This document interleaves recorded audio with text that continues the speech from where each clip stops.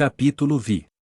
Doutrina das penas eternas. Item origem da doutrina das penas eternas. Item argumentos a favor das penas eternas. Item impossibilidade material das penas eternas. Item a doutrina das penas eternas fez sua época. Item Ezequiel contra a eternidade das penas e o pecado original. Origem da doutrina das penas eternas. 1. A crença na eternidade das penas perde terreno dia a dia, de modo que, sem ser profeta, pode prever-se-lhe o fim próximo. Tais e de tal ordem poderosos e peremptórios têm sido os argumentos a ela opostos, que nos parece quase supérfluo ocuparmos-nos de tal doutrina de hora em diante, deixando que por si mesma se extinga. Não se pode contestar, porém, que, apesar de caduca, ainda constitui o baluarte dos adversários das ideias novas, o ponto que defendem com mais obstinação, convictos aliás da vulnerabilidade que ela apresenta, e não menos convictos das consequências dessa queda. Por este lado, a questão merece sério exame. 2. A doutrina das penas eternas teve sua razão de ser, como a do inferno material, enquanto o temor podia constituir um freio para os homens pouco adiantado intelectual e moralmente. Na impossibilidade de aprenderem as nuances tantas vezes delicadas do bem e do mal, bem como o valor relativo das atenuantes e agravantes, os homens não se impressionariam, então, a não ser pouco ou mesmo nada com a ideia das penas morais. Tampouco compreenderiam a temporalidade dessas penas e a justiça decorrente das suas gradações e proporções. 3. Quanto mais próximo do estado primitivo, mais material é o homem. O senso moral é o que de mais tardio nele se desenvolve, razão pela qual também não pode fazer de Deus, dos seus atributos e da vida futura, senão uma ideia muito imperfeita e vaga. Assimilando-o à sua própria natureza, Deus não passa para ele de um soberano absoluto, tanto mais terrível quanto invisível, como um rei despótico que, fechado no seu palácio, jamais se mostrasse aos súditos. Deus só é então poderoso pela força material, porque eles não compreendem o poder espiritual. Só o concebem armado com o raio, ou no meio de relâmpagos e tempestades, semeando de passagem a destruição, a ruína, semelhantemente aos guerreiros invencíveis. Um Deus de mansuetude e cordura não seria um Deus, porém um ser fraco e sem meios de se fazer obedecer. A vingança implacável, os castigos terríveis, eternos, nada tinham de incompatíveis com a ideia que se fazia de Deus, não lhes repugnavam à razão. Implacável também ele, homem, nos seus ressentimentos, cruel para os inimigos e inexorável para os vencidos, Deus, que lhe era superior, deveria ser ainda mais terrível. Para tais homens eram precisas crenças religiosas assimiladas à sua natureza rústica. Uma religião toda espiritual, toda amor e caridade não podia aliar-se à brutalidade dos costumes e das paixões. Não censuremos, pois, a Moisés sua legislação draconiana, apenas bastante para conter o povo indócil, nem o haver feito de Deus um Deus vingativo. A época assim o exigia, essa época em que a doutrina de Jesus não encontraria eco e até se anularia. 4. À medida que o espírito se desenvolvia, o véu material ia se lhe dissipando pouco a pouco, e os homens habilitavam-se a compreender as coisas espirituais. Mas isso não aconteceu senão lenta e gradualmente. Por ocasião de sua vinda, já Jesus pôde proclamar um Deus clemente, falando do seu reino, não deste mundo, e acrescentando: amai-vos uns aos outros e fazei bem aos que vos odeiam. Lucas, 6h27, ao passo que os antigos diziam: olho por olho, dente por dente. Ora, quais eram os homens que viviam no tempo de Jesus? Seriam almas novamente criadas e encarnadas? Mas se assim fosse, Deus teria criado para o tempo de Jesus almas mais adiantadas que para o tempo de Moisés? E daí o que teria decorrido para estas últimas? Consumir-se-iam por toda a eternidade no embrutecimento? O mais comezinho bom senso repele essa suposição. Não, essas almas eram as mesmas que viviam sob o império das leis mosaicas e que tinham adquirido, em várias existências, o desenvolvimento suficiente à compreensão de uma doutrina mais elevada, assim como hoje mais adiantadas se encontram para receber um ensino ainda mais completo. 5. O Cristo não pôde, no entanto, revelar aos seus contemporâneos todos os mistérios do futuro. Ele próprio disse: muitas outras coisas vos diria se estivesseis em estado de as compreender, e eis por que vos falo em parábolas. Sobretudo no que diz respeito à moral, isto é, aos deveres do homem, foi o Cristo muito explícito porque, tocando na corda sensível da vida material, sabia fazer-se compreender. Quanto a outros pontos, limitou-se a semear sob a forma alegórica os germens que deveriam ser desenvolvidos mais tarde. A doutrina das penas e recompensas futuras pertence a esta última ordem de ideias. Sobretudo, em relação às penas, ele não poderia romper bruscamente com as ideias preconcebidas. Vindo traçar aos homens novos deveres, substituir o ódio e a vingança pelo amor do próximo e pela caridade, o egoísmo pela abnegação, era já muito, ou além disso, não podia racionalmente enfraquecer o temor do castigo reservado aos prevaricadores, sem enfraquecer ao mesmo tempo a ideia do dever.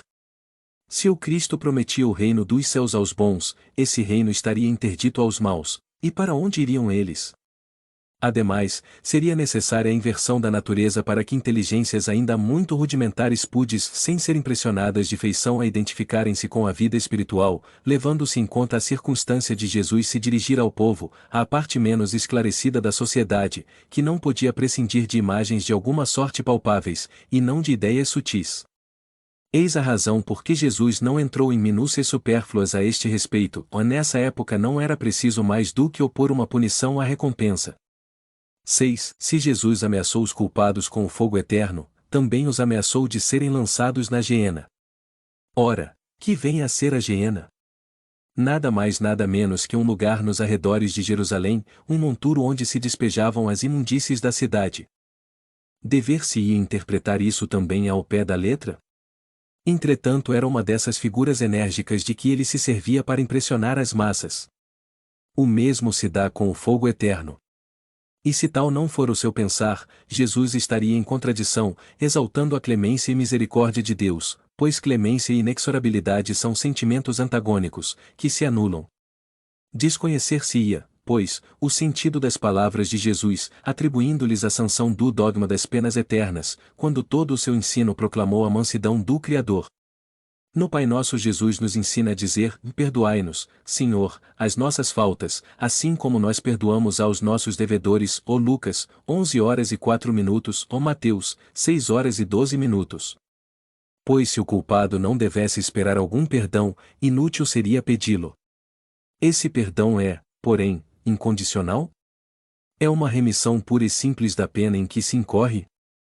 Não, ou a medida desse perdão subordina-se ao modo pelo qual se haja perdoado, o que equivale dizer que não seremos perdoados desde que não perdoemos.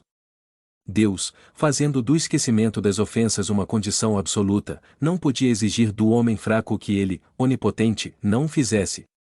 O Pai Nosso é um protesto cotidiano contra a eterna vingança de Deus. 7. Para homens que só possuíam da espiritualidade da alma uma ideia confusa, o fogo material nada tinha de improcedente, mesmo porque já participava da crença pagã, quase universalmente propagada. Igualmente a eternidade das penas nada tinha que pudesse repugnar a homens desde muitos séculos submetidos à legislação do terrível Jeová. No pensamento de Jesus o fogo eterno não podia passar, portanto, de simples figura, pouco lhe importando fosse essa figura interpretada à letra, desde que ela servisse de freio às paixões humanas. Sabia ele ademais que o tempo e o progresso se incumbiriam de explicar o sentido alegórico, mesmo porque, segundo a sua predição, o Espírito de verdade viria esclarecer aos homens todas as coisas.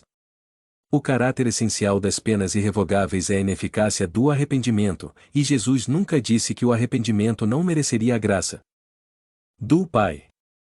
Ao contrário, sempre que se lhe deparou ensejo, ele falou de um Deus clemente, misericordioso, solícito em receber o filho pródigo que voltasse ao lar paterno, e inflexível, sim, para o pecador obstinado, porém, pronto sempre a trocar o castigo pelo perdão do culpado sinceramente arrependido.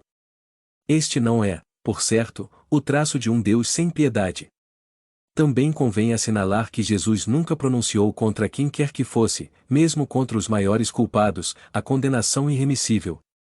8. Todas as religiões primitivas, revestindo o caráter dos povos, tiveram deuses guerreiros que combatiam à frente dos exércitos. O Jeová dos Hebreus facultava-lhes 1000 modos de exterminar os inimigos, recompensava-os com a vitória ou punia-nos com a derrota. Tal ideia a respeito de Deus levava a honrá-lo ou apaziguá-lo com sangue de animais ou de homens, e daí os sacrifícios sangrentos que representavam papel tão saliente em todas as religiões da antiguidade.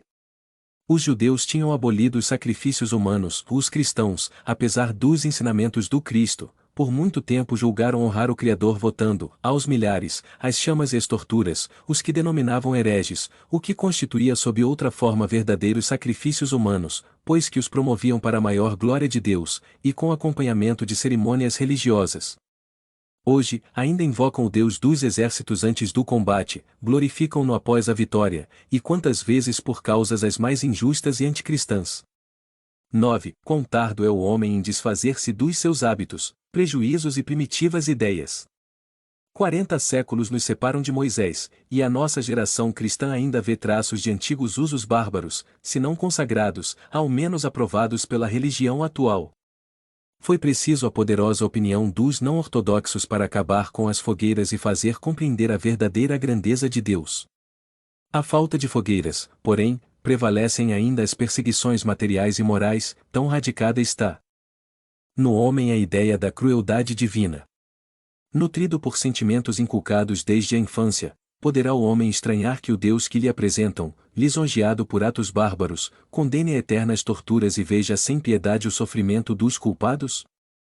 Sim, são filósofos, ímpios como querem alguns, que se hão escandalizado vendo o nome de Deus profanado por atos indignos dele. São eles que o mostram aos homens na plenitude da sua grandeza, despojando-o de paixões e baixezas atribuídas por uma crença menos esclarecida. Neste ponto a religião tem ganho em dignidade o que tem perdido em prestígio exterior, porque se homens há devotados à forma, maior é o número dos sinceramente religiosos pelo sentimento, pelo coração. Ao lado destes, porém, quantos não têm sido levados, sem mais reflexão, a negarem toda a providência?